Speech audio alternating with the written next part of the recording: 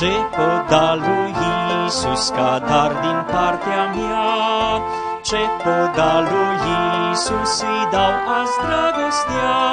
Cuvântul său așa-mi spune că întâi El m-a iubit și ca să mă salveze pe cruce s-a jertfit.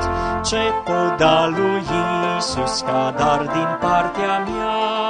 Sunt un copil mic, dar îi dau azi viața mea. Picioarele îmi vor umbla mereu pe calea sa, iar mâinile și gura vor fi spre slava sa.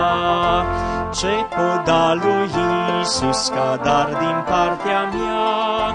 Ce pot da lui Iisus, îi dau ființa mea. Voință, cuget și talent, putere și simțiri. Primește-mi, Doamne, darul întregii dăruiri.